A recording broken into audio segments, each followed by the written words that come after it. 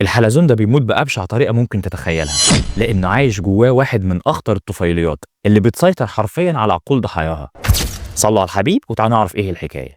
القصة بتبدأ يا صديقي من حلزون غلبان ماشي في حاله ياكل من فضلات الطيور اللي على الأرض، وما يعرفش إن الفضلات دي مليانة بيض طفيلي مجهري، وأول ما البيض يدخل جسم الحلزون يفقس فورا، والطفيلي يبدأ رحلته جوه جسمه يمشي في الأنسجة لحد ما يوصل لأخطر مكان، دماغ الحلزون. وهنا بقى يبدأ الرعب الحقيقي.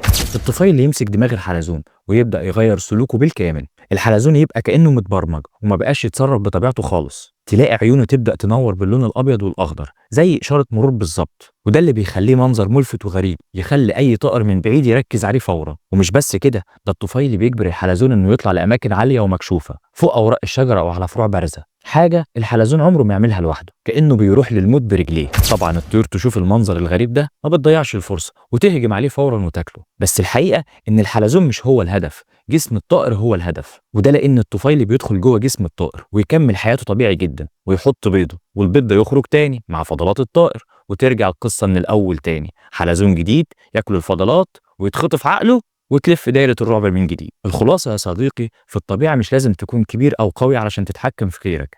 أحيانا كائن ما يتشافش يقدر يسيطر على عقل كائن تاني ويسوقه للموت وهو ساكت. لو أول مرة تعرف المعلومة دي اكتب سبحان الله، وفي النهاية صلوا على الحبيب.